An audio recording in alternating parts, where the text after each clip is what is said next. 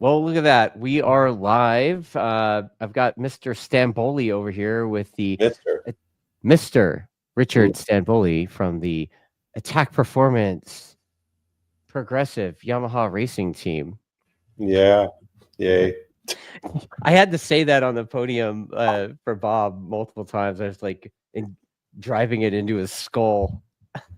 Yeah, he was. I think he wasn't mentioning attack performance at all, and neither does Matt Skoltz. I noticed, even though we build his engines and use our linkages and all their foot controls and all that stuff.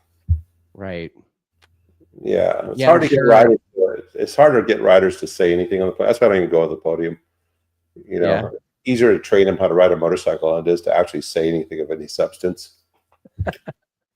Like I said it. I repeated that to Bob probably 10 times before he went up, and he still had to think about it. Yeah, but I heard he didn't mention progressive the second go around. No, he did. Oh, he did? The first go around, he didn't. Oh, so he said attack Yamaha? Yeah.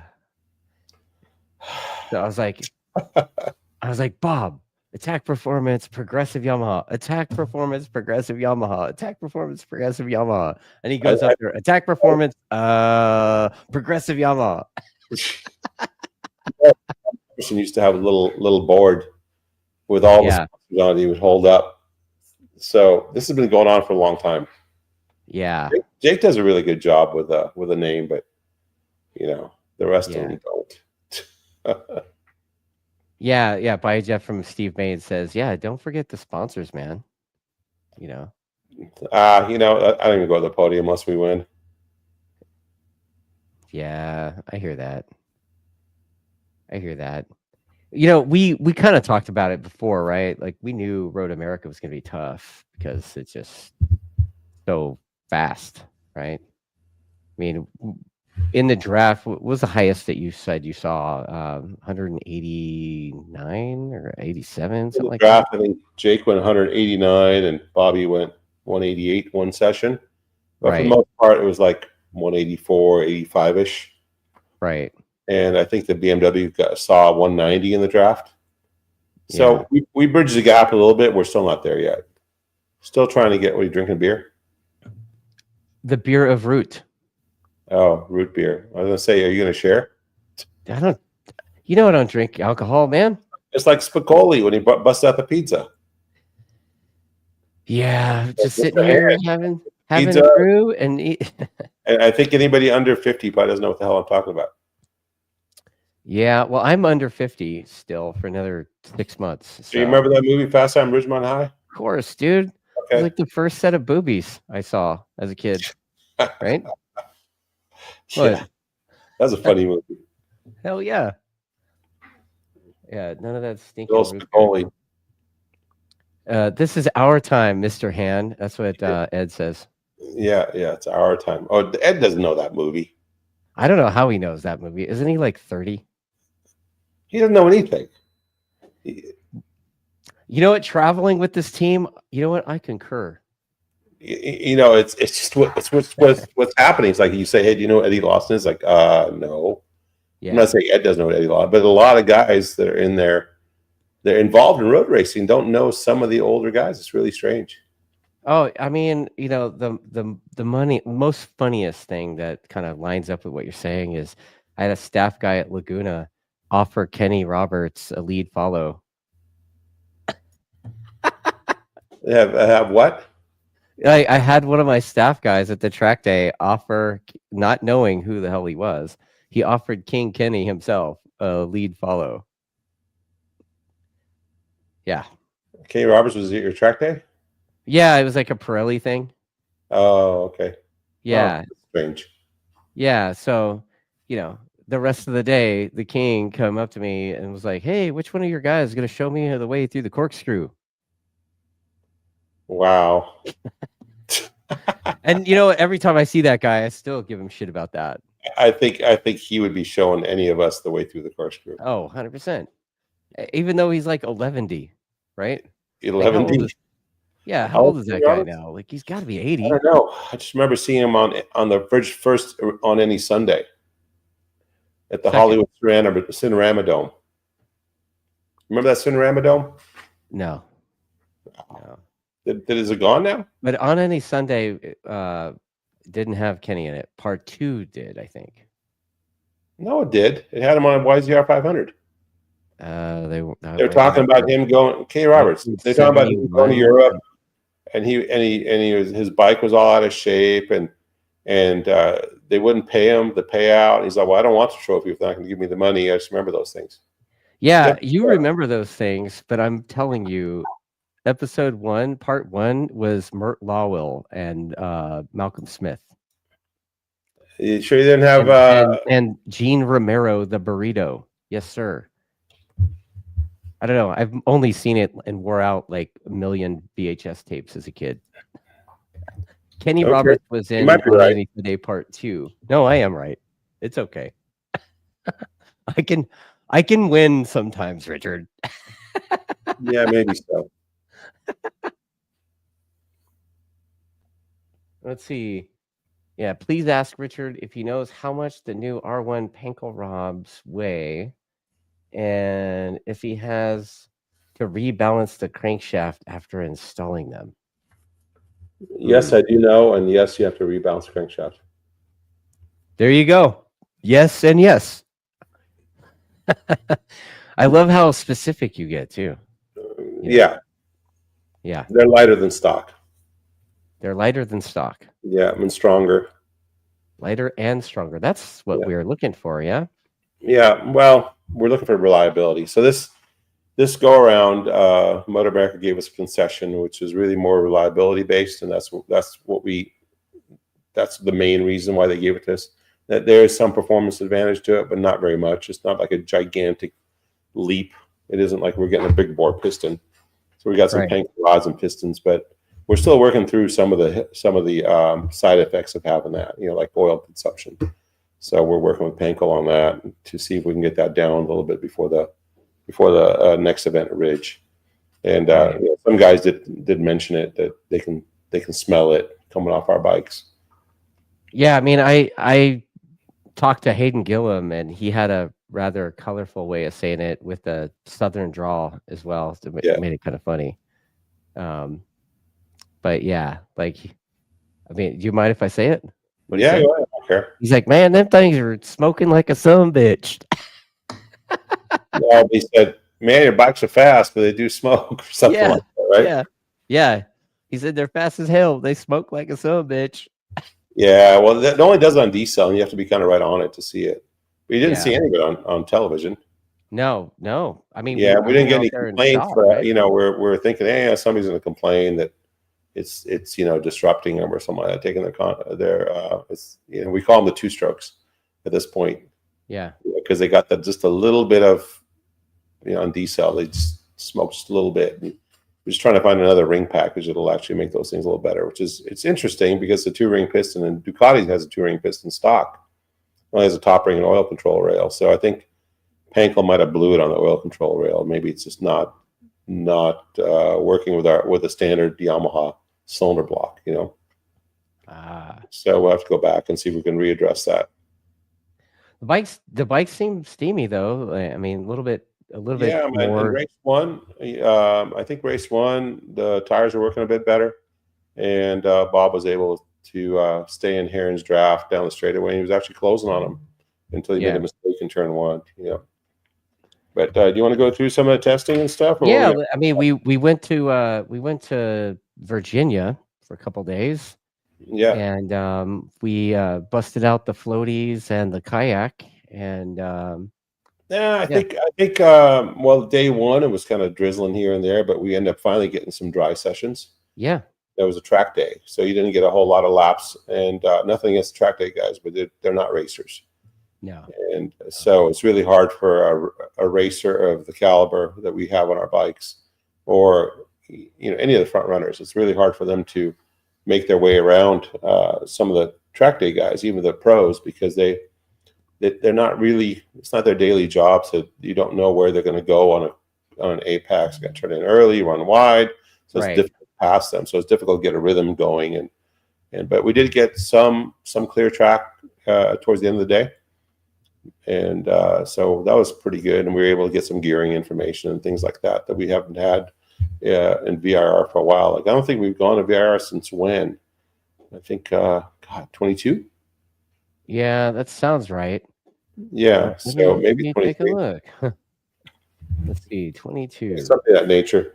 So, and then before that, we were in Mid Ohio, and so same thing in Mid Ohio. Started drizzling, and so the rain seemed to follow us, right? Yeah, followed Yeah, us all the way there. yeah. So, but we did get some dry time in Mid Ohio. We were able to match. I think at least Bobby was able to match race pace, and so we were able to, again, get some information on the bike, and I think the bike works a little bit better at Mid Ohio with regards to the harder tires, and we learned some stuff at Road America too with regards to front tire, uh, and how we should approach those particular racetracks when we get there. VIR is a soft tire track, so it's still a soft tire track, and our bikes were pretty well on soft tire racetracks. So I think we should have a pretty good race there. But we did spend quite a bit of time in the wet there, the whole second day, right?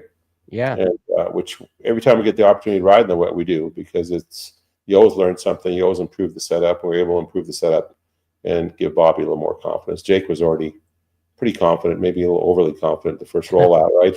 Because he tipped over, he had like a big inertia slide, but we were able to fix some of the things that added to that, and then he went back out and went his fastest lap. So yeah, I was gonna say. I mean, he I was telling you this, I don't know, in the truck ride or something, but when he came off truck ride, you make the it sound like you put a quarter in there and you go truck riding. ride. No, when Jake came off track after tipping over, he had a look on his face that it's a familiar look I've seen. I haven't seen it on Jake in a couple of years, and I mean he had that like kind of pissed off look on his face, and then the guys did whatever they do and put the thing back together. Thing was tip top. They sent him out, and he goes out and does a flyer, a heater, fastest lap, basically first flyer. So, Yeah, do you think that that's a sign of positive moving forward for him? I think so. It wasn't like he came in and said, "Oh man, track's really wet," and I think I'll sit out. He went right back out and got back to business. So I think that is a good sign. Yeah, yeah. The track is pretty narrow, but it looks, with the up and down nature of it and the variety of corners that you get, it looks like a good time. Honestly, Yeah, it's got a lot of sealer stripes, so it's very hard to yeah, pick out where the wet spots are. The drainage isn't all that great, so there's right. a few rivers coming through stuff, a few puddles. But if we go back there in the wet, I think we'll have a leg up if it does rain, because we'll know where all the puddles are, where the streams are, where you have to not hit the apex in the corner. Right.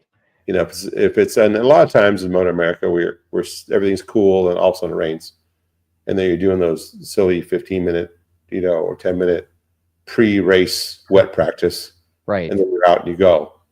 And so a lot of people just try to survive, but we want to win in the wet, because those are, for us, it's pretty easy points. Yeah, I mean, our bikes seem to work the best in the wet of anybody's. I mean, yeah, I think so.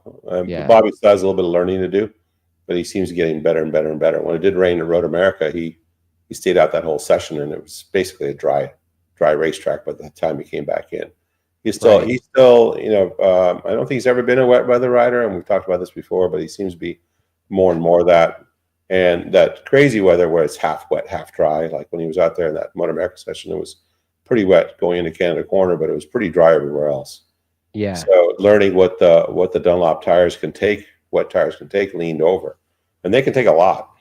They move around, but they're still there. There's a lot of material there. You can burn through all. And I noticed when he came in, it looked like the middle was pretty much, Yeah, I mean, he did more laps than race distance, right? Like a dry race. I can't remember how many laps he did, 12, 13 laps, something on a wet tire. And the track is almost dry. And it'll chew up the middle, because you're going 180 something, on the center of that tire, even in the wet. And so we weren't doing burnouts in the pit. Okay. No, SDK's tire looked like it blistered Yeah. when they had some. She came in, the thing was. I think our bike's pretty decent on the rubber in the wet, and so I think we can go the distance pretty hard on the wet. I mean, the previous year it was full downpour. It was really, really wet out there, and we still did some pretty good lap times, like 33s or something. I think CP did a 33 right the last lap, and most of them were like 34s. So that was a pretty fast pace for as wet as it was last year at Road America. Right. Yeah, so now, I mean, our main focus now is try to improve the feel on the front with those tires, especially at a track like Road America where you're coming down from 6th gear in a number of spots. So go to Canada Corner and you come down four downshifts, and same with turn 1 and turn 5. You go all the way down to first. So it's a pretty long haul, puts a lot of heat in the front tire, and it starts moving around. And the carcass just can't take the amount of force we're putting into it. Well, they when did they repave Road America? Was that last year or the year before? The year before. Yeah. So how do you think the surface is holding up? You know, initially it seemed like it was quicker, and now what do you think? I think it's time to go to softer tire. Yeah. I think the rear, like that R7 we raced, it's not a lot of material on it. And so, but I don't know if the R5 can do it, because it's kind of a jump, and the abrasion factor is like the R5 can't seem to take the abrasion as well as the R7. The R8 takes abrasion the best. It's very similar to the R8 grip or the R7 grip, but you have to have certain temperatures for all those tires to work. And it's almost like you have to go from the R7 to the R3, and the R3 is not going to make the distance. But the R5 might do it if the R5 doesn't heat cycle very good, at least not on our bike. So if you go out and use it, you can use it in that one session. That's it. Next session will be quite a bit slower. So if you did full runs every qualifying or practice, then I think you can probably get race distance out of 12 laps. It should be no problem. But I think that they can go a little softer now. But I think next year they're going to bring something like an R6 or an R4. Which I think the super sport bikes are using the rear tires with the Japanese compound on it. Okay. The R4s, R6, and apparently they heat cycle really well. Really? Yeah. The R4. I mean, sounds like they're, because I'm me, right? Sounds like they're basically trying to make a Pirelli. Yeah, I mean, remember the MotoGP tire was Bridgestone for a long time, right? And that was made in Japan. And that thing was really, really a crazy grip tire that would last a long time. So I think, who knows what Dunlop in Japan has. Maybe they have some contacts from the guys from Bridgestone or something like that. Maybe they know what that compounding is like. Maybe they have access to the same rubber. I don't know. I don't know what happens in the back end, but they probably know. I mean, the way these guys work, they probably know all the ins and outs of what Pirelli does. They probably know all the ins and outs of what Bridgestone does, and they try to tailor it to our racetracks. That's the tricky part too, is tailoring these different compounds to our tracks. But there's a guy asking a follow-up question to what you were saying earlier about the Pankel stuff. How come we don't use the OEM pistons with the Pankel rods? We could have had that option, but we had the option of they allowed us pistons and rods, and our thinking was that we could have a little bit better luck with what they call the thermal efficiency if we used the Pankel piston, because it's made of a little bit of a stronger alloy. Okay. Yeah, and then we get a little bit more life out of it. So less likely to go boom. Not necessarily less likely to slow down the length that we want to keep the engines alive. So we want to be able to stretch the mileage of the engine, save some rebuild time. Go racing, not connecting rods and pistons all the time. Okay. Yeah. So to extend the life of the engine, sometimes you have to bring up a little better quality. I mean, the OEM stuff is really good for what is required for OEM, but then when you start pushing the edge of the envelope, every year you make a little bit more, a little more, a little more. I mean, we've had the same basic engine since 2015. So I think that says a lot with staying in the draft of a Ducati that's fairly new and development-wise, or a BMW fairly new development-wise. And so we keep pushing. and try to get that last little bit. Now remember, we don't buy our bikes, we don't buy our engines, we build them all in house, and so we do all the development in house too. Share some information with the guys in Europe, but they're very busy with their World Superbike effort, and they're also pushing to stay with the more modern motorcycles, and so we just keep making a little bit of development. Some of it's parallel with what they're doing, some of it's the same, and we tune around the fuel we have, and it's fairly limited as much as how much you can push against that fuel. Right. So having a better piston is always a plus. Well, we've seen similar moves forward with Yamaha in Europe, right? With Locatelli. Yeah. Right. So they went after a chassis concession. Oh. Yeah, where we went after the connecting rod and piston concession. I mean, not saying the chassis concession was a bad thing. I think it's a good thing because it definitely you could see it in the speed, and you can see it in the speed with our bike. When Bobby did not feel great in race 2, our top speed was down. Right. Not like the bike changed that much between race 2 and warm up. No, Bobby just forgot how to ride. That's what it was. Yeah, I'm sure he didn't forget how to ride either. I think he just, right. I think his confidence was a little hurt on Sunday, and the track conditions changed too, so making it a bit worse. And Bobier went with a harder tire, and you can see his pace was a little better. He made some mistakes on race 1, and I didn't ask him, but it looked like it was related to the front tire. And he ran wide at the beginning of the race, not sure why. Right. And then he ran wide and won. Didn't look like he could get the apex. He had quite a bit of draft going. I think he went 190 that one run past the stripe. Right. And when you say 190 or 189 or something like that, that's not where the top speed is. The trap speeds are somewhat before you shut the throttle off. So you're actually going faster than that going into turn 1. Like what kind of mile an hour were you seeing on the GPS data? Let me see here. Because they were saying that they were seeing 200 plus on the dash thing. Dash thing.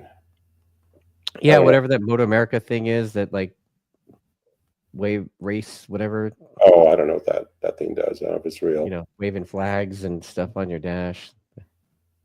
Yeah, so we've seen like 315, about like that. So it's about, I'm just doing the math, about 195 miles an hour before the braking zone. Wow. Something like that. So like I said, by the time you get to the braking zone, you're actually going faster. So yeah. So who knows what Bobier might be going 200. Because he seems to be. It's funny. He came by at dinner, and I asked him if he was okay because we went to the same restaurant. We seem to always run into those guys at the restaurants. They always choose the same places.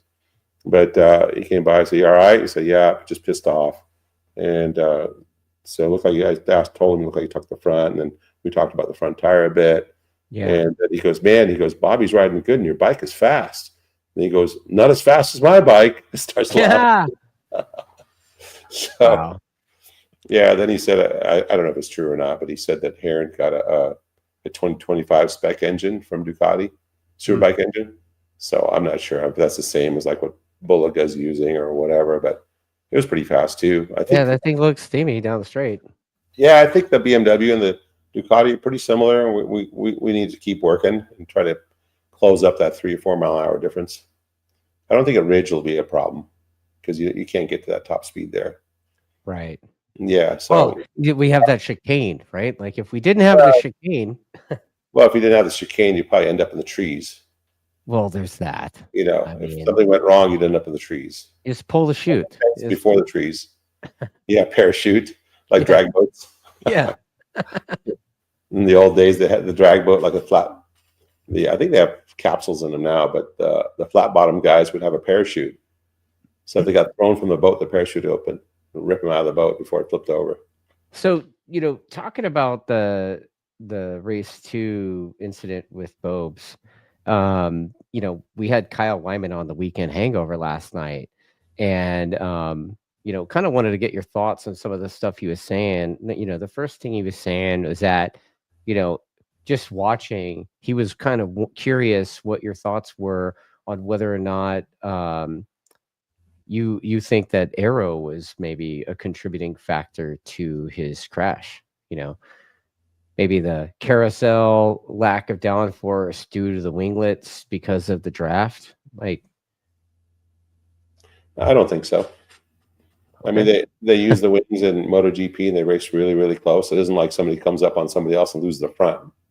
right. Like everybody was falling down as soon as they come up on someone that, you know, then you go, oh, it's like F1 where they lose. Probably the wings. What's that? It's probably the wings. More than likely, you know, they didn't spend a lot of time on that type front tire, and it felt good, you know. And so Bobby was picking up the pace and came up on Heron, and that's the part of the track where it's, you know, we always kind of talk about some of the old race tracks we used to race on with, like Big Willow, turn 2, where you come in, make the turn, and then get the bike settled on lean angle, and then you start opening the throttle. So that's the area there where you start slowly rolling on the throttle. It probably unloaded the front and crashed. Okay. You know, got a little more lean angle. Looked like he had a lot of lean angle. That bike is really fat too. So as soon as that handlebar turned, it went straight to the fairing or case covers or whatever. Right. You know, so it's a pretty wide motorcycle. I'm surprised. He called the BMW fat. Yeah, it does. You look at it from the front, and it's probably one of the wider motorcycles. Yeah. But it works because obviously the aero package works. So there's a reason for all that. Whether it worked on the wind tunnel or whatever they, you know, did the simulation on a computer or whatever, it seems to work. Yeah, I think it's just related to, I wouldn't say rider error, because I mean Bobby is a pretty good rider, very very smooth, and he does a good job with throttle control. You know, all the way back to when we rode our bike, he wasn't like a crasher. So when we did get to Moto 2, he did wad a lot of bikes on the front tire. So I don't know if he's just pushing harder, and that's just what it is. But they probably just didn't spend enough time on that tire to really get a good feel for it. I mean, I think they flung it in there in the race. I'm not sure if they used it morning warm up. They might have. Yeah. Wow. So it's possible they just didn't have enough time on it. Right. Well, you know, race 2, Jake had something too. I mean, it was like he had a little contact off the start. Yeah. Took all that off-road experience that he put it to use. What was that? That he took all that off-road experience and put it to use. Yeah, he does moto a lot, which is, I guess, handy. He didn't get to the wall, which is really handy. Oof. I think he took out MotoAmerica's equipment. Yeah, you know. You know, he looked like he was lined up to run over that row of Dunlop signs on the way in, you know, down the straight. Those are pretty lightweight. You can go through those pretty easy. Well, he veered left and avoided them, but it's just like, man, what was he, like 17th or 18th getting back on the track? Yeah, he was dead last and then some. He made his way back to 9th or 8th. 8th, yeah. So he was able to still salvage points. It wasn't a great weekend for Jake. You know, first race, he chose an R8 rear tire, which is, you know, Hunter, who's our tire guy, is also one of the engineers on the tires. He said, R8, that's an interesting choice. I said, well, Jake seems to like the R8 because he thinks that the grip feels the same or better than the R7. He goes, yeah. He goes, when the heat of the track comes up and it starts getting kind of greasy and moves around a lot and doesn't have a lot of corner entry grip, which is kind of what Jake said. Didn't have a lot of edge grip. And I was a little surprised because, you know, how the weather was kind of cold, but the track temp, but the track temp was high. It was 36C. It was fairly high. It wasn't super high, but it was fairly high. And I said, huh. And it was I think the air temp was like 20C, which 20C is like, you know, decent California weather, but it felt pretty cold. Maybe it was the wind. The wind. We were all wearing jackets, man. Yeah, I know. So for 20C is like a pretty average temperature, but the sun was beating down on the track, and the track was actually pretty hot. And race 2 was hotter again. Mm-hmm. So again with the whole tire dilemma at Road America, still haven't quite figured that one out yet. Yeah, I mean, looking at the times, you know, I mean, obviously Bob was going quicker than he'd ever gone in his life, probably in race 1. And then everybody seemed to go quite a bit slower race too. I mean, even Josh with his win, he went overall race distance. It was, like 4 or 5 seconds slower, right? So than the previous year. no, than the day before. Like race 2 yeah. was 4 or 5 Yeah, seconds slower. Josh got one good lap in, but for the most part, it was a bit slower. It was interesting that Bobier qualified in 8.4, and a lot of people qualified in the 9s. I mean, Jake did a 9.5 the previous year.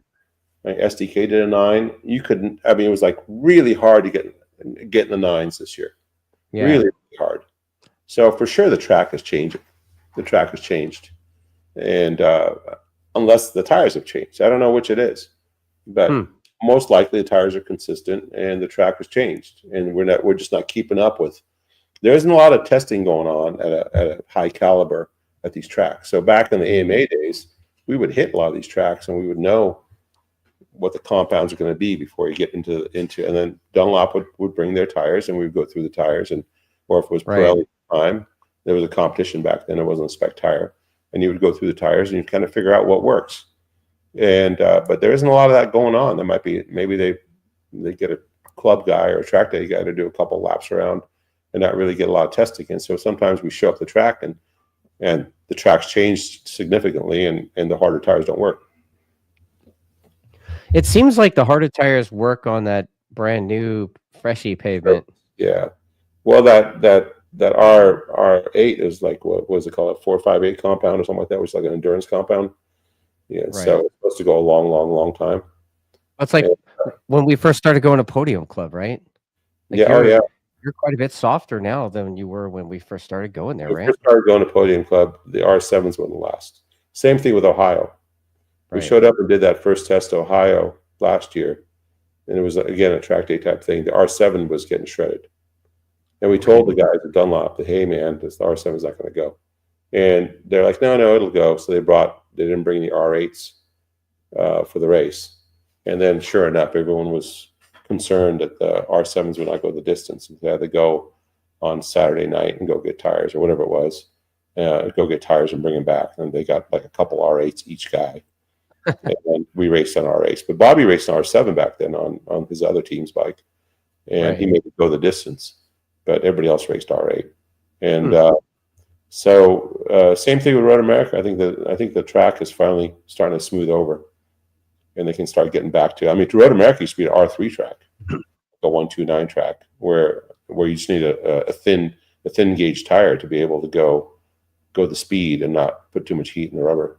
It was before they went and ruined it and repaved it. yeah, it was faster repaved.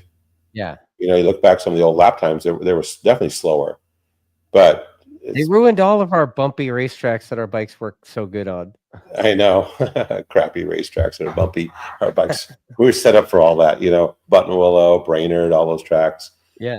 And when they went and smoothed them all out, it became a bit of a struggle. Well, the thing is that those other bikes and put the rubber down, put the horsepower down.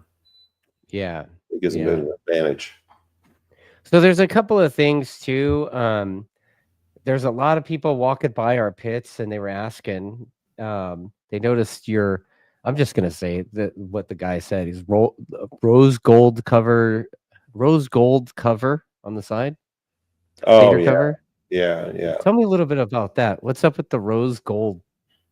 That's a coating for that cover that they use. It's made of an alloy that requires to be painted or coated with a Dow 7 or 17, which just comes out that bronze color. Yeah, okay. What it is it's another allocation that MotoAmerica let us have because they came up with a rule where you can lighten the crankshafts or add weight. So within a certain percentage of what OE is. Okay. And so they spread that open. But the Yamaha, being an odd fire and has a counterbalancer, is very tricky to take the amount of mass off it to make any kind of significant difference. So we were asking. They finally allowed us to have a lightweight alternator. Oh, okay. That whole combo package is a lightweight alternator. It's a concession, and it was able to take a little bit of weight off the spinning amount crankshaft. Again, it's a small difference, a very small difference on the dyno, but every little bit you make a little small difference here, a small difference there. You know, a little bit on the connecting rod weight, a little bit on the piston weight, a little better valve job, a little better port shape, a little better velocity stack, and you keep putting those little half horsepower things together, and you end up with 10 horsepower. Oh, well, then you get that big black cam in there. You know, that's right. Yeah, the DLC coded cam. Yeah, you got to see that. I did. Yeah, I didn't take pictures of it, but I saw. I was like, hey, well, that looks different. You can do whatever. You can do whatever you want with the camshaft. Okay. Yeah. Yeah, I was gonna make a little rate my chop video, like the V8 guys. A couple other things I saw on the bike. You know, you've had it for a little bit. You machined into the lower triple clamp a mount for the steering damper, and so I was taking a look at it with the damper mounted, and I noticed there's a potentiometer on the damper. So you're tracking how far they're turning the bars. Yeah, we're trying to see if they can get around the parking lot better. Yeah. Yeah, the angle they put into pit exit. The angle they put into pit exit. Yeah. So going around, you know, we don't want the guys to hit the steering stops prematurely, so we data log how they right. No, I mean, is it like I remember there was a time when that wasn't the case. You didn't have a pot on the damper, right? Like, we've had potentiometers off and on the dampers. Yeah. So what it helps you with determine, you know, how much seesaw, how big a seesaw you get on the brakes, how the clutch is working with regards to that. So it's another piece of information. How much counter steer they put into turning, how much maybe sliding they're doing on the exit. Or even on the entry, if the handlebar's turning, you kind of see it on the entry on the brakes, like trailing a brake. The rider says, "Oh man, the bar kept closing or whatever." You can see how much. Yeah, I've heard them talk about that kind of stuff and using that specific language, I guess. Yeah, you know, the bar closing in. Can you talk about what that stuff means for those of us who aren't pushing that hard? That one, yeah. So the wussy club racers that aren't at that level. Yeah, there's a couple times it could happen, and one is trail braking. Trail braking means hold on the brake all the way to the apex. You know, some guys break up and down. A lot of club guys or track day guys will break up and down and then lean in. But most of all the pro riders, I should say, will hold on the lever all the way to the apex and open the throttle, try and have as very little gap as possible. And that first third of the turn, if you go back to Formula One days, is super important. That helps you point down the racetrack. And sometimes when the guys are pushing really, really hard, if the bike balance isn't perfect, the tires in the right compound, and pressures aren't ideal, you might lose a little bit of grip. And then what happened is just like what happened at Beaubier, the handlebar will turn. And sometimes you'll get a crash, and a lot of times you won't. And they'll feel it turn, and they'll come in and go, "Hey, the bar's closing on me a little bit." And then other times when they open the throttle, they might get a push. If they have a lot of rear grip and it unloads the front tire, they might get a push. If the compound isn't great for the situation front, or the air pressure gets high, they're following the guy. That following a guy and getting high air pressure is kind of a real thing that happens in MotoGP. But we monitor the internal temperature and pressure, and you can see the rise when they're following, and we're following real closely. We got to be real close. The MotoGP guys play real close. We don't. That's where the white front wheels come in, right? I suppose, yeah. White rear wheels, white front wheels. You know, get rid of some of the space, some of the heat. I guess reflect it. Depends how hot it is outside. The aluminum itself sheds a lot of heat. So I've got a question from Joel. Joel's that guy that rocks the neon pink in Super Sport. He wants to know, is it better if the R1 would go back to a standard firing order? Like, would that produce more power or something? Like, what benefit would that be? that's a decision for Yamaha because of the lineage. But I think there is a benefit to that nowadays with modern electronics. Actually, I'm being told that's the different Joel. Oh, okay, the non-pink Joel. A non-pink Joel. No, he's like, no, I'm a nurse. I'm like, oh, okay. Maybe he wears pink scrubs. I don't know. He could. Yeah. Crocs, pink Crocs. Yeah. Yeah. So obviously the BMW, the Suzuki have an inline that's not that's a screamer, and they don't have a counterbalancer, so that allows them to have a little more power. And I think the BMW's got a split throttle too, so they can control how, like they'll make it like an odd fire based on how much power they give to two of the cylinders. So if I remember right, they have a split throttle.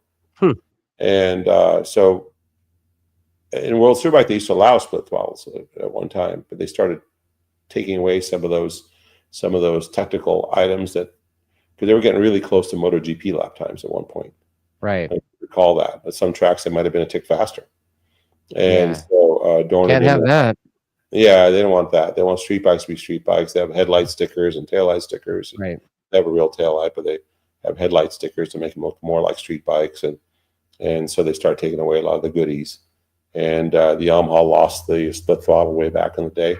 And so anyway, the odd fire has been really good, really good handling like up for the street and for up to a certain level of racing. I think it's really good to have it. Up at the very, very top level, it may be becoming a bit of a hindrance to produce that power with a counterbalancer and all those other internal things going on. Like very difficult to balance the crankshaft and all that. But for a street guy, a track day guy, it's a really easy bike to ride. So I'm being told that the Honda also has a split throttle. Yeah, I don't know the Honda that well, but yeah, there's another inline there too, and it's really fast. Right. Yeah. Yeah. The Suzuki doesn't have a split throttle. Right. Yeah, and Andrew Hughes is saying the Suzuki obviously doesn't get the gas mileage that the other bikes do. Oh, did it run out of gas? That would happen? I don't know. I guess. I wasn't paying attention. We used 19 liters for the race. I was focusing on our guys' stuff. Yeah. Our race was 19 liters, so I think our bike's pretty efficient. I wouldn't doubt the BMW and the Ducati probably used 21, 22 liters. I wouldn't doubt it. Okay. Is that a point where like there's going to be like a future fuel limit or whatever? You know, I don't think our MotoAmerica is staffed to do all that. Like it's pretty they're hard. busy trying to make balancing for a super sport, which is they got balancing for super sport, which is really difficult to chase after with all the manufactured aftermarket components like clamps and linkages and all that, trying to manage all that on top of making sure the baggers are all correct, on top of twins and junior cup and all the classes they have. So I think, I've always told them less simple rules would be better. Things you can actually identify and see fairly easily. Right. Like weight is a very easy thing to see. Obviously, displacement is super easy to check. Right. All those things. When you get into complications like fuel flow, fuel regulations, how much flow you put through the injectors, and all those kinds of things, I think it's difficult for them to chase after it, unless you have a series that's just dedicated to Superbike and Supersport, like World Superbike, and a couple of oddball things. But I think MotoAmerica is pretty well spread out as far as all the different classes. There's just so many classes, I mean. Yeah, it's becoming a bit of a club race with all classes, honestly. It's just hard to focus on one class. It's like one after the other. Isn't it very similar to a club race weekend? Yeah, I mean, a club race weekend, sometimes there's like, 15 races in a day? Yeah, so, I mean, it's kind of getting there. And they're 5-lap races. We're like 12-lap races. At least at Road America. Right. And I kind of wish they went back to a little bit longer race too, because we used to have longer races, but then they cut them back to allow the super stockers to race with us with Superbike. Not that that's a bad thing, but instead of having to expand their fuel tanks, they can make distance. Right. Yeah. Right. At one time, they used to allow the super stockers to expand. When Heron rode for Bean, and we helped them. You know, he won the Right. championship in 16. That was an expanded fuel tank. Yes. And then he would race with Superbikes also. So he won the Superstock championship, but that was concurrent with Superbike. And I hear they may go back to that formula. Like may go back to the longer races. I thought the races were shortened more for TV time. No, it was shortened for fuel. For how much, like they said, you know, that thing running out of gas. So it was kind of shortened for that. Okay. Yeah. And then, you know what? Another thing, another Kyle Wyman question last night for you. And I was like, dude, I'll just ask him on the show, man. He was saying how he's just starting to notice the R1s with the wings, you know, and he raced an R1 himself in Superbike, and he was wanting to know that whether or not the wings are generating enough downforce or whatever you want to call it to make it so you can adjust the electronic strategies to, you know, give the thing more juice down the straight. So what the wings have done, at least on our bike, is reduce the amount of wheelie cut in the third gear up when the wings start getting a lot of downforce. It didn't seem to take away that much from top speed because you know, in a Formula One car or cars with wings, usually, you know, they have the DRS, which takes and lowers the wing angle to increase or reduce drag. And we didn't see a lot of that. I imagine if you're able to do some DRS type thing down the straightaway, then you probably get a little benefit from it. I think the MotoGP bikes, I think they have some flex on the wings that kind of simulate that. Like a button that pulls it away so you don't need the wing down the straight? No, like the wings flex enough to be able to reduce some of the drag.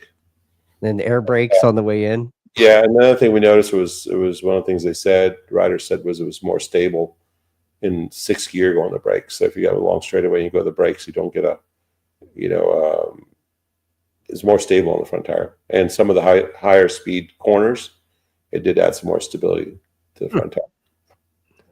The wings making a difference. Well, why else would they have it in MotoGP? Looks. Looks, yeah. I don't think it's about the looks. Yeah, I mean and same with F1, you know, and other forms of racing where they use downforce of wings. They're there for this, and they do work. You know, so the wing stuff, it looks cool. You know, I was just curious, you know, I mean, I remember in testing, the boys both were saying good things about the thing under braking, but now that you guys are racing on it and that track is so fast, I was curious, you know, myself even, you know, so. Yeah. So, I mean, it seems to be a benefit right now. Yeah. I don't think we'll be going back. Yeah. Oh, you're not going to take them off and forget about the wings. No. Right. Yeah. Andrew Hughes says Escalante was running out of gas coming out of the chicane on the last lap in race 2. So that's where that gas mileage thing came in, I guess. And then Trevor Watson, he's that weird guy that races the Honda.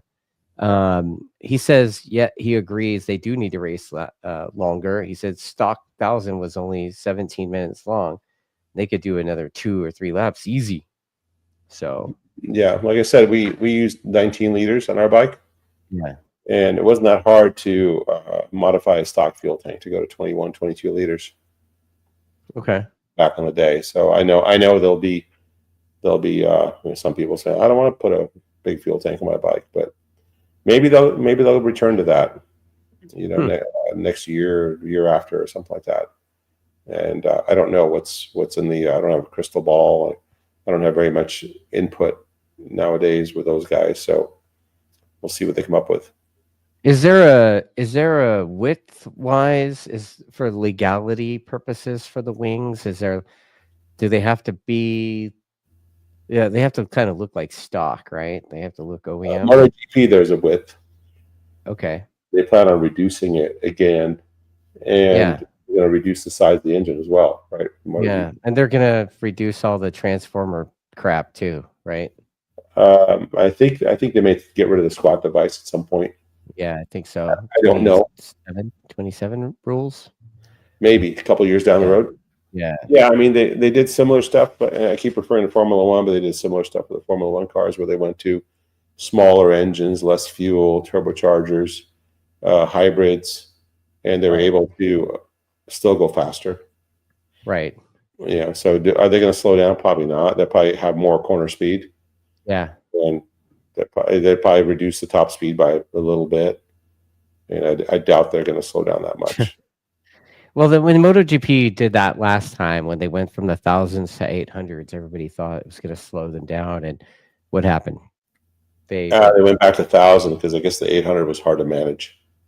But they went faster even on the 800s, right? I don't remember the exact lap times, but I think the 1,000 was in its infancy at that point. You know, they hadn't done that many years with 1,000. They went from 500 to 1,000, then went back to 800, and then back to 1,000 again. And it might have had something to do too with engine life, but they seem to have a handle on that. You know, better components, better material, better stuff, make the engines last longer.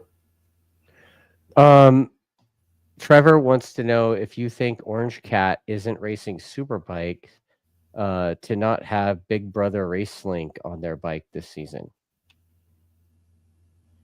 Big Brother RaceLink? I don't know. RaceLink is the RaceLink, the MyLapse RaceLink. Yeah, they can transmit signals to your dash. I think it went a little bit cuckoo on ours because it kept showing all kinds of signs to Bobby, only in Bobby's bike. It kept saying black flag and all kinds of stuff, meatball on the dash. And this is right before he went out for that little wet qualifying session. I said, just go out there and ignore it. They're only testing at the moment, and then we had to call a race control and say, hey, can you stop sending stuff to the dash? So they had to disable it, and then Nicole sent me a message that says, hey, did you guys take the RaceLink off the bike? It shows like it's in the pits. I said it's probably the last location it was before they turned it off. Yeah, on the bike. Yeah, that's funny. So it's like it's a good system once you get it all ironed out. That's Scott Smart over there helping out with it, which he was the back to a little history. He was the tech director at World Superbike, and he was involved in a lot of that, getting it up and going. And it's a good system. We report them out in 22, right? We used it. It worked fine. You know, they could tell you that you got a 2-second penalty or a long lap penalty or a red flag or black flag or blue flag or whatever. It just popped. But the negative is, like for Bobby, it kind of populates the whole damn dash. So you can't see your lap time. You can't see anything. It's just like this big thing that says meatball, whatever. It's like turned your dash into an Apple Watch, giving him alerts of It's like keep swiping those damn messages away. Wow, that's nuts, man. That is, I don't know. But I mean, it's going to be that's what has to happen as far as the the flagging and all that stuff goes.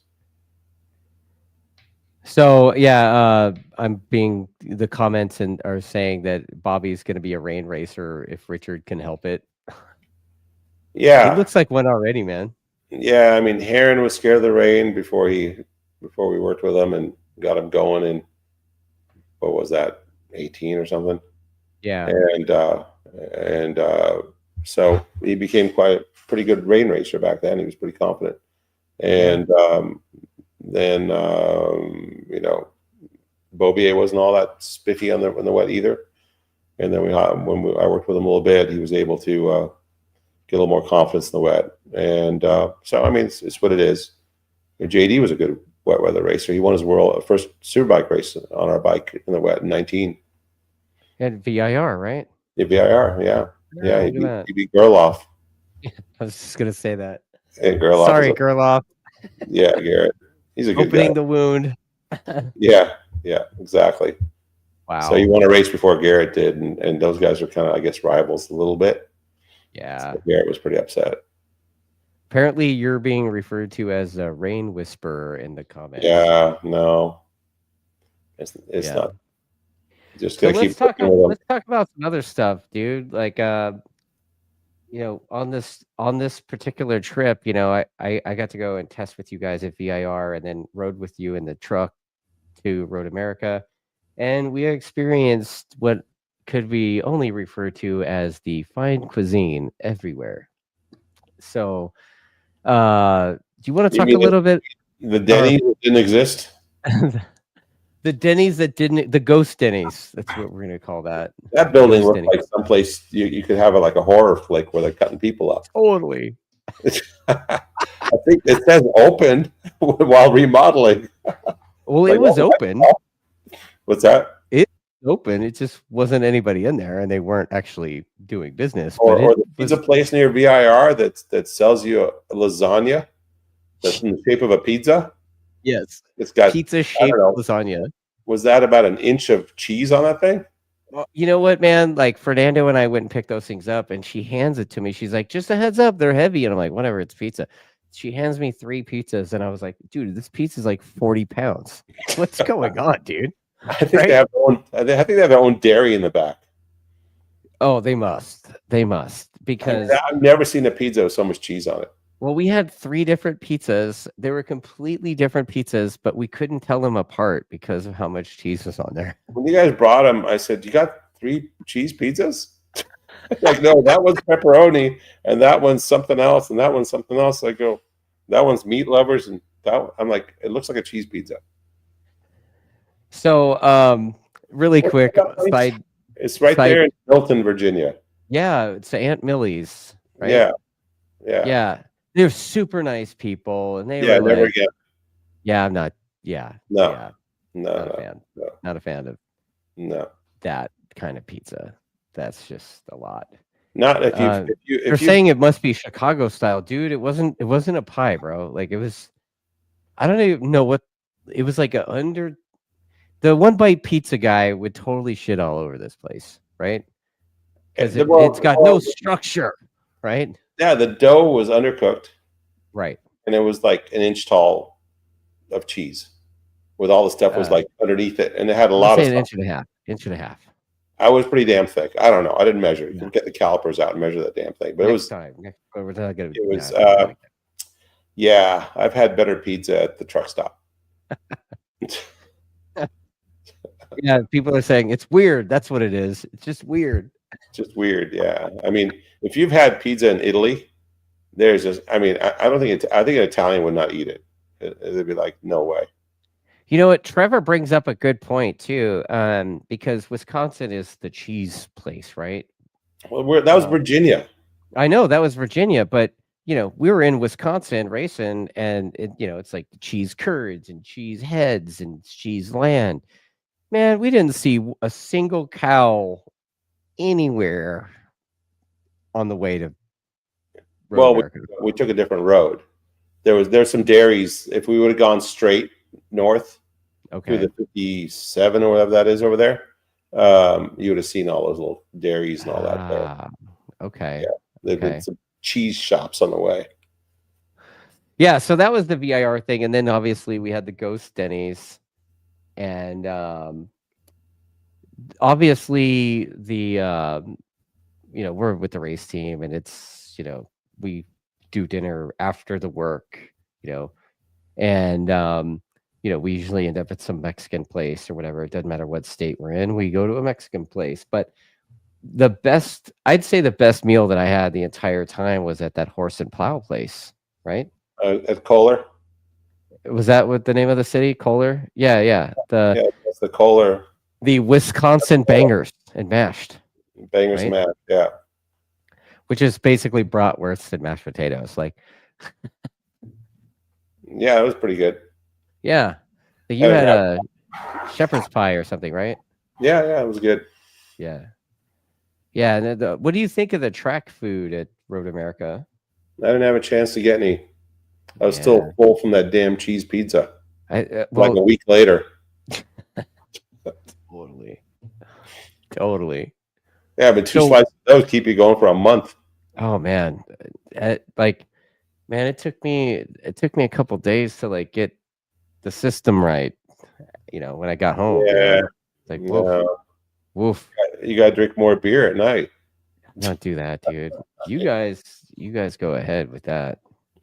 And we will. Yeah, so there's a couple people saying that they did see a bunch of cows when they were there last year, and also Umbrella girls, are we? you know what? Let's talk about umbrella girls. Right? The lack of them.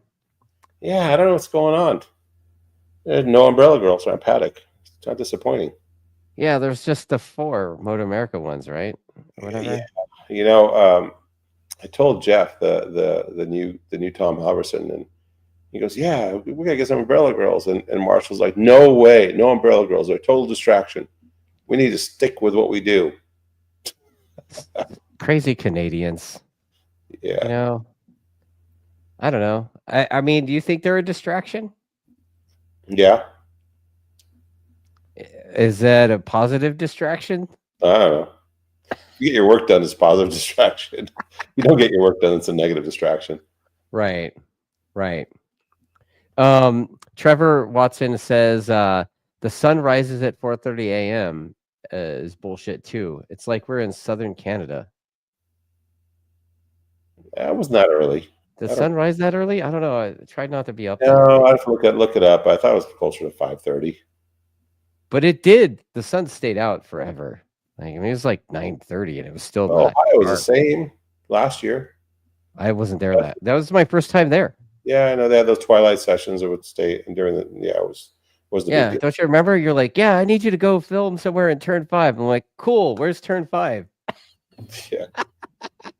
I'm like, go down the hill, make a left. Yeah, you're right there. Pretty much. Yeah. So, yeah, it's quite the adventure, you know. Riding in the semi truck, man. I don't know how you guys do it. Like, I mean, that's a lot. Like, between you and Walker doing the tag team drive thing, like that's a lot. Like, you want to talk a little bit about that? You just have to sleep when the other guy's driving. You have to know how to sleep over bumps.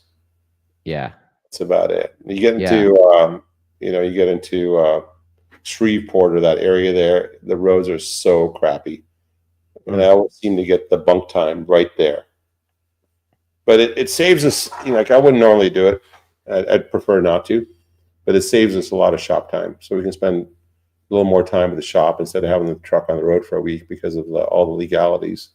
You know, a guy can only drive max 11 hours. He has to take a half hour after 8 hours on, and you know, so the electronic logbook tells you when you have to stop, and you're out of time. So then you got to just sit.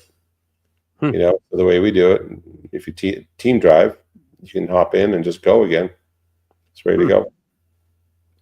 Yeah, I mean, part of the adventure for me is just watching and experiencing the countryside like that, and sleeping in the passenger seat of a semi. That was creative. And well, it's not made for 3 people, really. No.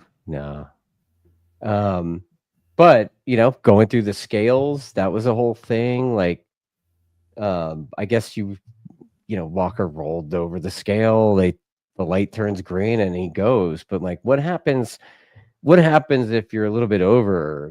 Like, how much more shit would you have to put in the rig to be over?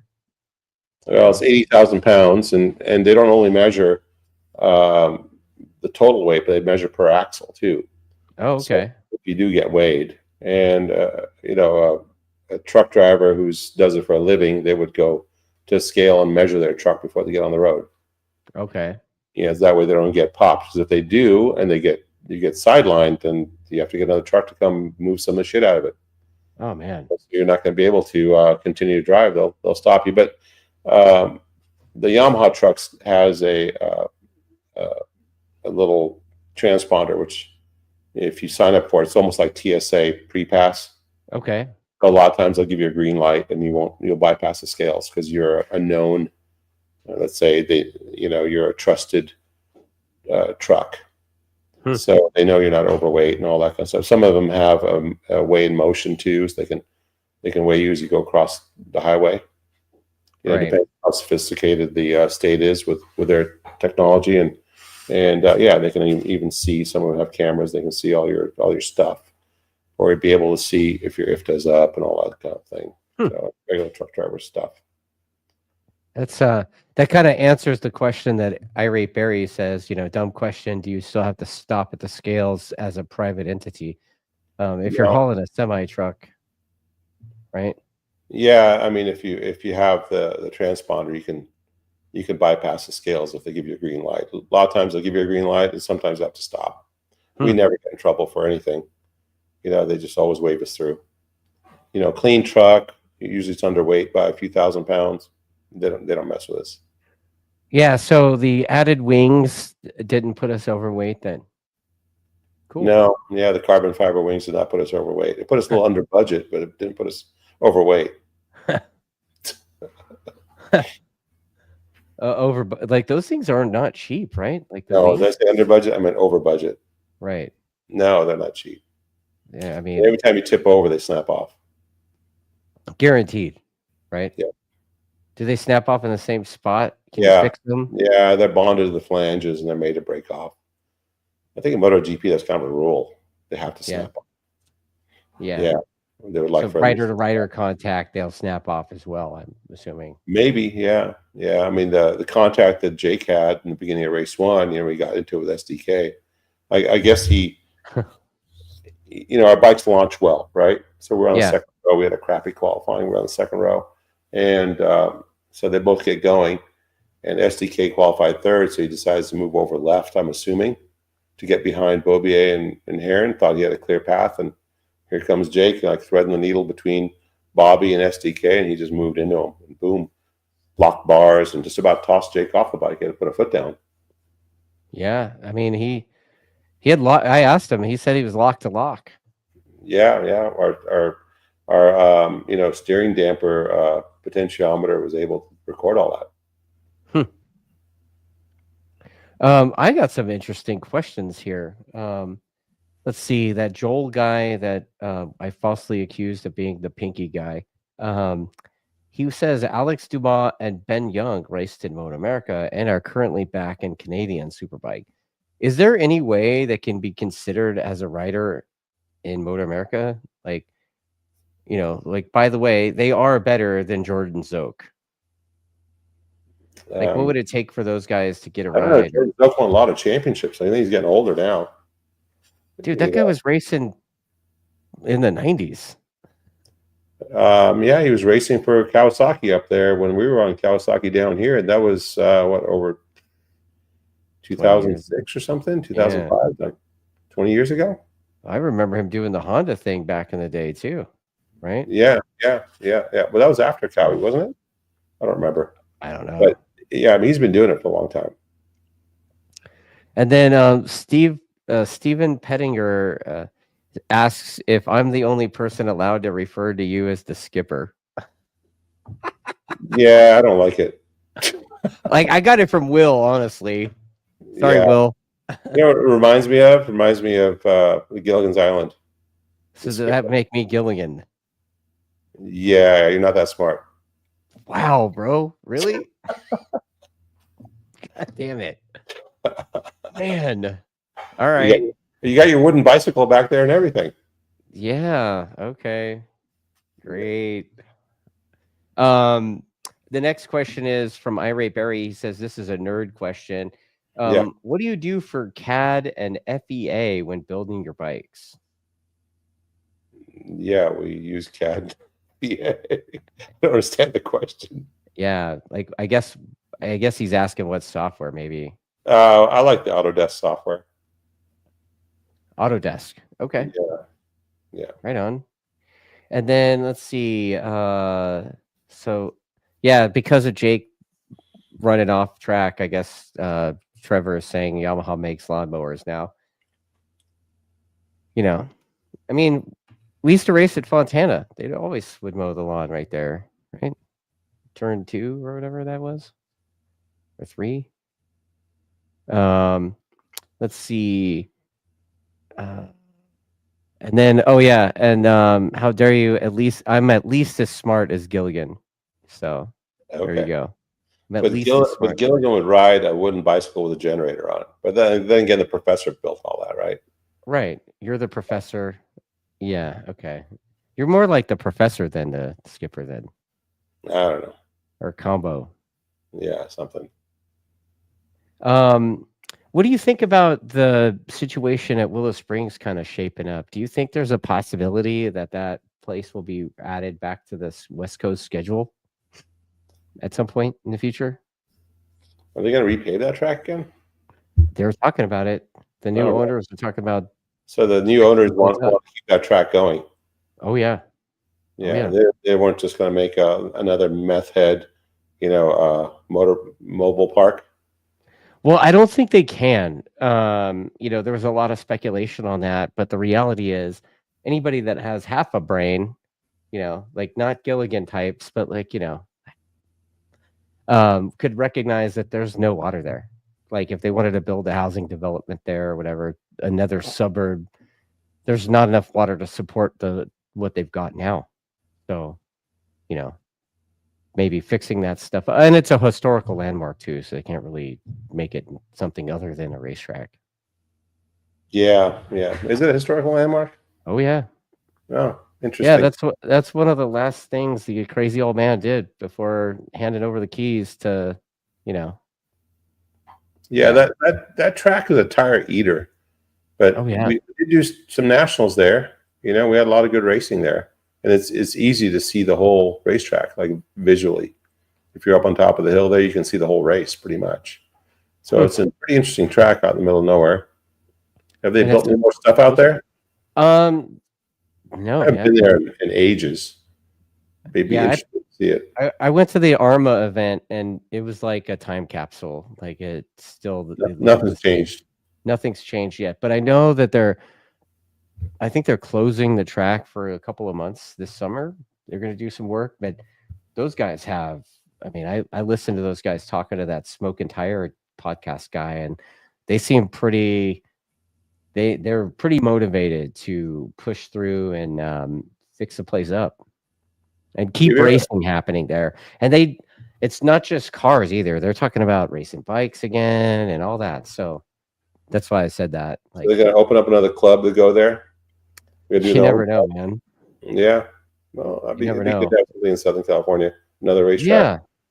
Yeah. Yeah. I mean, The weirdest thing I ever did was we built a bike, the Tom Kipp Road and Jason Pridmore Road, back in 2001 or something, Formula Extreme Bike. And Cycle World Magazine, when they had a magazine, asked us to come out and, Don Canet ride it on the racetrack type thing. And then they wanted to get a top speed run. So they went to the end of that road where Willow Springs is, and it hooks a left.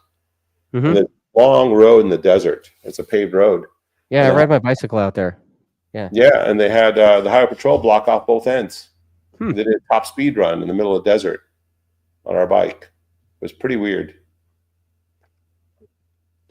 I'm looking at the comments. Sorry. What do you think of the crowd size this past weekend? I mean, I'd never been there before, but man, there was a lot of people talking about how it was like a mix. It was like a lot of people saying that it seemed like a standard weekend for Road America, and then you hear the PA, it was like record-breaking crowd size. What do you think? So when we used to go to Road America, there's like this, I don't know if it's a farm or something across the way, or at least this field across the way, and people used to actually camp out over there. They would rent the campgrounds out there. Right. And I haven't seen that for a long time.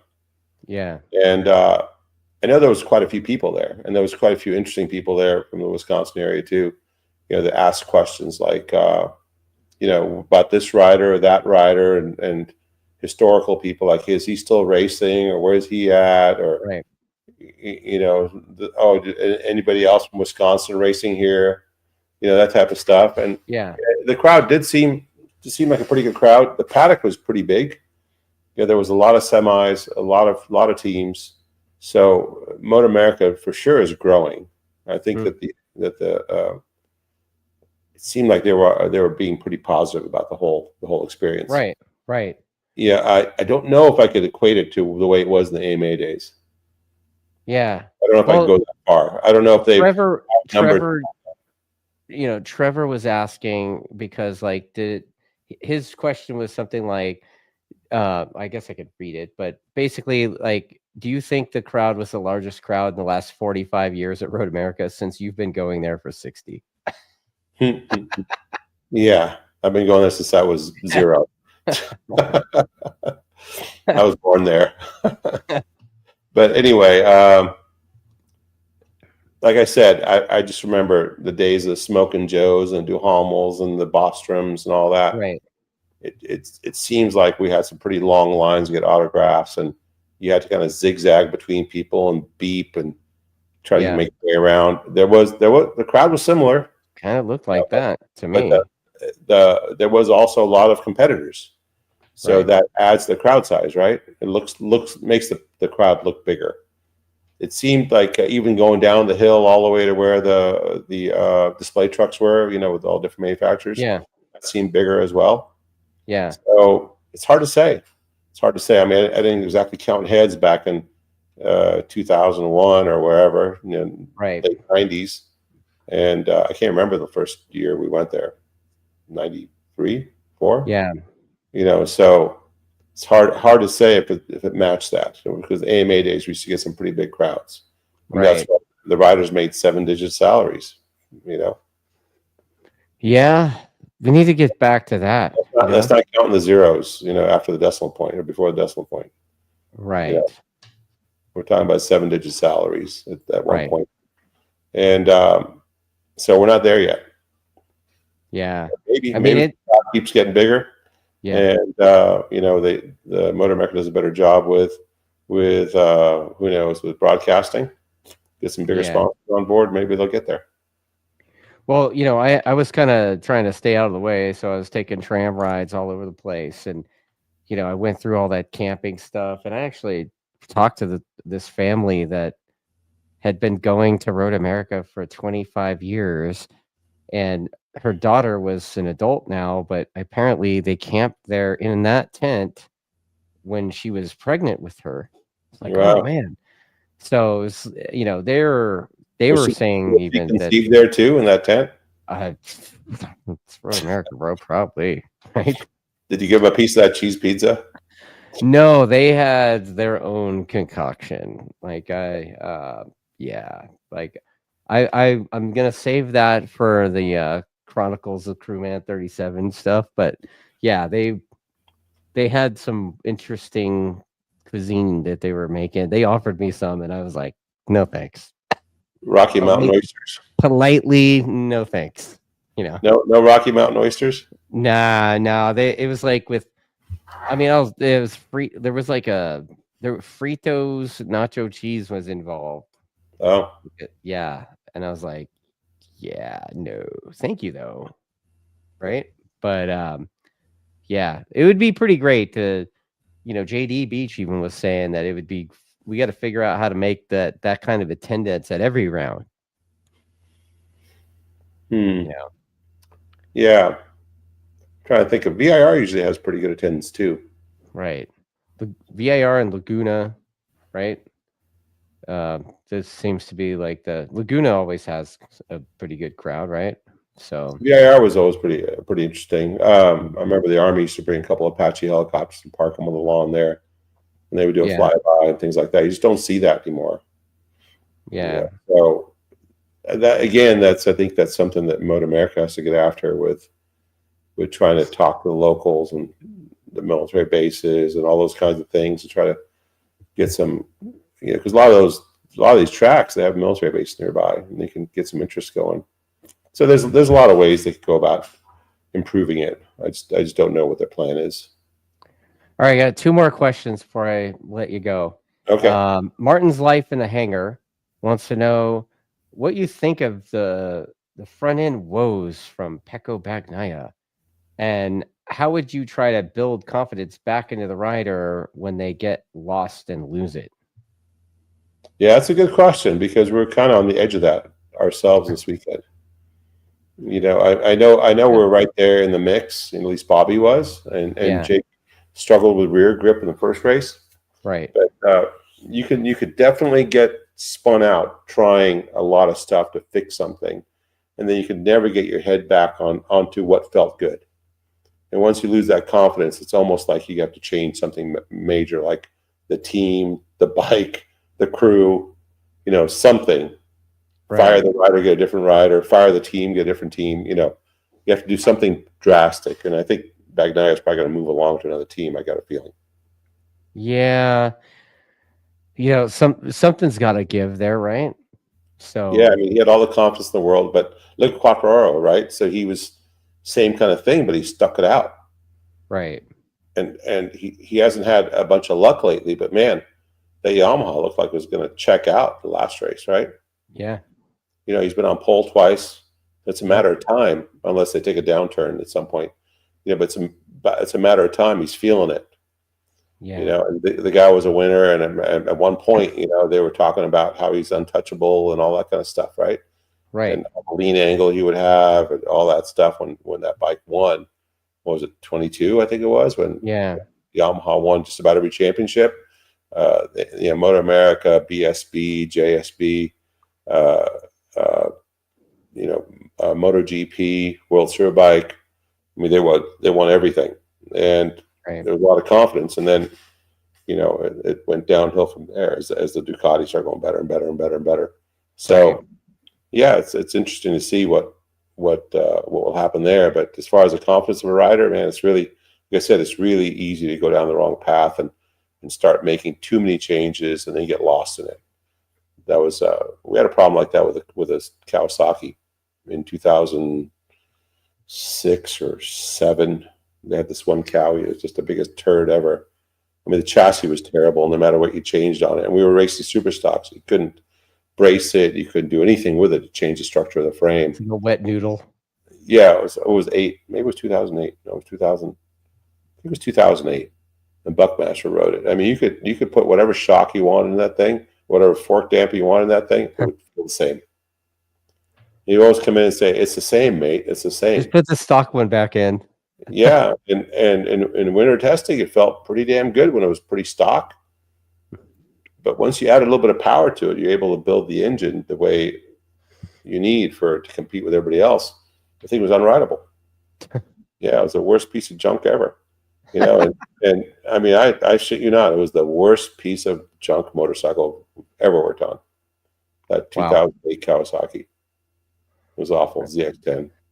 Don't really see the green bikes too much anymore. I don't know. Did they stop paying contingency, you think? I don't know. I don't know. They always handled badly, but they always had fast engines, right? Right. So that's what you want. You want a shit chassis with a fast engine. That's what you do. Yeah, well, the Yamaha's kind of the other way around, right? It's a great handling chassis. And what's kind of taken away a little bit of our mojo is these tires, where they don't really work that well at all the racetracks. And I think we're just a little bit behind on the tires with having a tire for a particular racetrack, Right. And I think once they get that tire thing handled, I think we'll be back rocking with some corner speed. I think next year will be, if they bring out the tire and it does what I think it's going to do, I think it'll be a big plus for us. And then the last question I have for you, and then we'll wrap this thing up, is from Brian Green. He wants to know, like, how many of the team's engines are Attack Performance building engines for? We did one for SBU this last time. Okay. Because they had quite a few difficulties, and just kind of sad to watch them struggle so much. Right. And even though we're in the development engine right now, we're not quite where we need to be yet. We just kind of threw it out there, and Freddie wanted to do it. So we built theirs, and we told them, hey, this thing's going to consume some oil. Keep an eye on it. All those kinds of things. We're not quite where we want to be yet. We're kind of late. It was a long lead time, and by the time we got the authorization from MotoAmerica, it was pretty late. We didn't even do any winter testing. We just went to VIR in Mid-Ohio, and then we went to MotoAmerica with this engine package. And so we did his, and they actually had their best result yet. And they finished 4th. Yeah. Right? I think they got real close to the podium. And, I know Escalante was going backwards a bit, but I think it was a good run for Benjamin Smith and that team. So I think they'll be happy with that. So we did that engine. I think we'll do another one for them. We do the Strack engines. We did them all last year.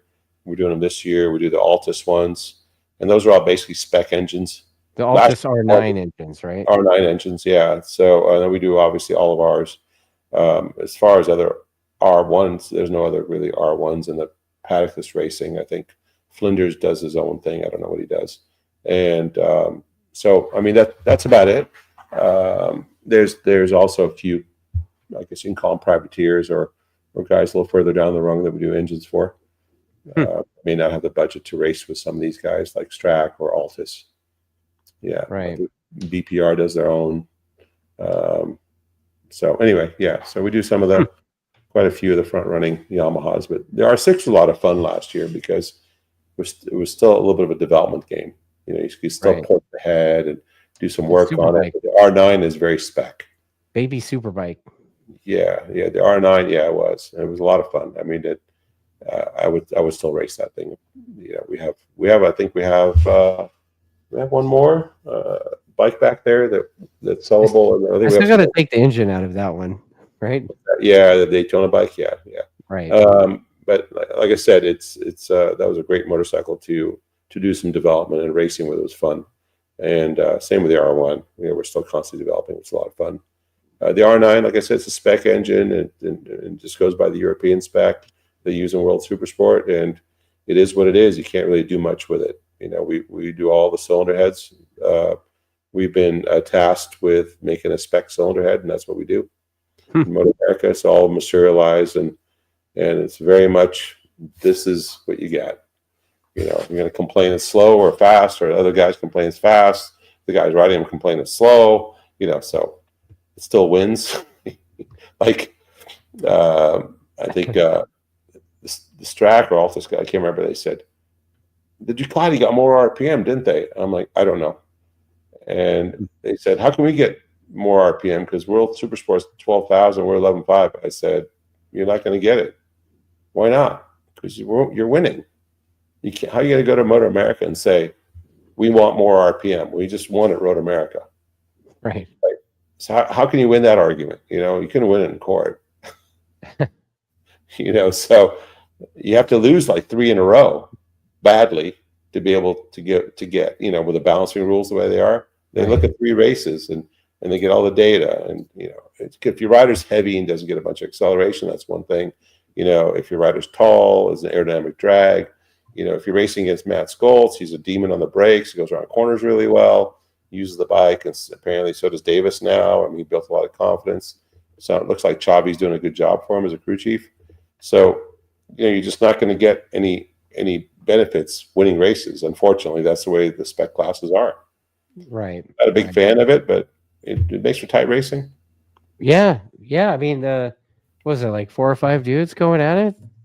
Yeah, it was fun to watch. It was fun to watch, you know. So at the end, you know, Davis won and PJ won the first one, right? I don't remember. Yeah, so you know, everybody's getting a little bit of a chance to win, and you know, Matt I think could have been on the podium, but he made kind of a bold move at the end, which he did to Petrucci. Exact same thing in when was that? A couple of years back, was 23 maybe, and he won. Yeah. He won. Petrucci couldn't catch him in line, but you know, the small bikes, you make a move like that and you park it in the middle of the corner, you just don't have the momentum and you can't make it up. So you end up getting 4th. It's unfortunate. Yeah. Well, you know what, Richard? I mean, I got a bunch of questions going on. We could go all night. Yeah, we don't want to bore everybody to death. I mean, you know, there's some specific R9 questions about the swing arm and whether it's necessary to change it. Yeah, I mean, we can address that real quick. You know, we make a linkage for that. So the R9, the World Supersport spec is using a tracer swing arm. So use a standard tracer swing arm, which is a little bit longer. So we make 2 different linkages that the Strat guys have been using. So the Altus guys, and what it does is it adjusts for the length of the swing arm to get your forces back on the shock. And so we have one that's linear, which I'm sorry, we have one that's progressive, which is matches the OEM linkage, but with a longer swing arm. And it seemed to work pretty well. They won with it at Barber, I think. And then he's been setting track records with it. And then Atlanta, they won with the linear one that we worked with the team on. and both those are available to MotoAmerica racers and now customers that get their R9s. If they use the shorter swing arm that comes with it, they probably just have to run the wheel at the end of the slot, to make the linkage soft enough. Otherwise, it'd be kind of stiff. So the for like let's just say the average club racer dude that's gonna start prepping his R9, does that club racer guy, is it recommended they buy the linkage and the swing arm, or can they just throw a shock in the stalker and roll? You can throw a shock in the stalker, but the linkage also gives you some ride height straight away. Okay. So you end up with a swing arm slope that's a little bit tall, a little bit more. So you have some anti-squat, gives you a little more bite. Because the bike is a little bit low and flat stock. It is made. It's like a dual-purpose bike. Basically, it's a sport bike, but it's made for the street, like all sport bikes. They really aren't race bred. The R6 and the R1 was more race bred. Right. You can say this one is more of a fun bike. A real fun bike to ride on the street and take to a track day. But if you want to optimize the suspension handling, then you should probably put a linkage on it, or you have to extend your shock quite a bit to get the ride height out of it. Well, there you go. Yeah. That's a lot. That's a lot to process, The days of the $10,000 club race bike are long gone, unless you ride a 300. Well, even the R6 is getting more and more and more expensive.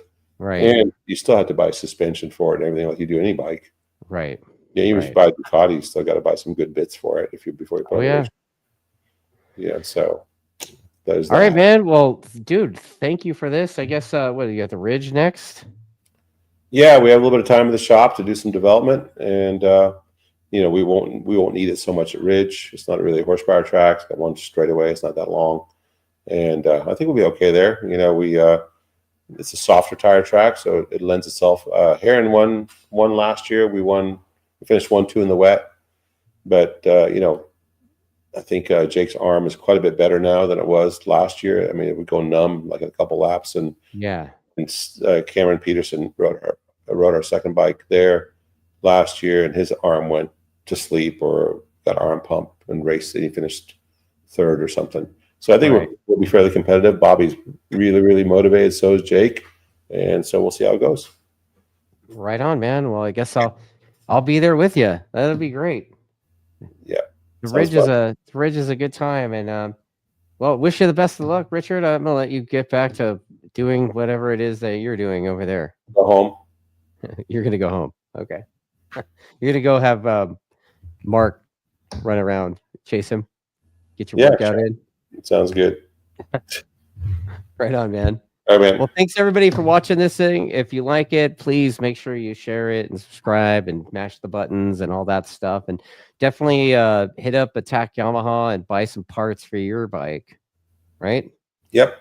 We have some more stuff to put up probably tomorrow. The new linkage that we developed with Track, that'll be for sale on the website. Okay. I think a number of people are already buying them. Cool. Some people in our paddock, they see the performance the Track guys are getting out of it, and they want the same. So yeah, that'll be up probably tomorrow. I think the one linkage is already up. So there's a few things there. Well, cool. Yeah, we'll share that stuff around as soon as we get it. All right, man. Cool. All right, man. Cool. Okay, later.